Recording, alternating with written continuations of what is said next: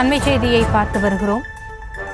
வேலூர் கீழ்பட்டி பகுதியில் கிணற்றில் சடலமாக சிறுமி மீட்கப்பட்ட சம்பவத்தில் சிறுமியின் தந்தையிடம் 8 நாட்களாக ரகசிய இடத்தில் வைத்து விசாரணையானது நடைபெற்று வருகிறது. அது குறித்தான அண்மை செய்தியை பார்த்து வருகிறோம். கணவரை விடுவிக்க கோரி மனைவி கோரிக்கை விடுத்துள்ள நிலையில் இது குறித்தான விவரங்களோடு இணைகிறார் எமது செய்தியாளர் சிதம்பரம் விவரங்களை வழங்கலாம். வணக்கம். நிச்சயமாக வேலூர் மாவட்டம் குடியாத்தம் அடுத்த தட்டப்பாறை ஏரியன் கீழ்பட்டி பகுதியைச் சேர்ந்த விவசாயி தரணி பிரியா ஆகியோரின் 3 வயது பெண் குழந்தை கடந்த ஜனவரி மாதம் 28ஆம் தேதிக்கு வீட்டிற்கு வெளியே விளையாடிக் கொண்டிருந்த போது காணாமல் போன நிலையில் இது குறித்து அவரது பெற்றோர்கள் குடியாத்தம் தாலுகா காவல் நிலையத்தில் புகார் அளித்தார். புகாரின் பேரில் பல்வேறு இடங்களில் போலீசார் மற்றும் குழந்தைகளின் உறவினர்கள் தேடி வந்த நிலையில் ஜனவரி 31ஆம் தேதி வீட்டின் அருகே உள்ள பாலந்த கிணற்றில் சிறுமியின் உடலை சடலமாக மீட்டனர்.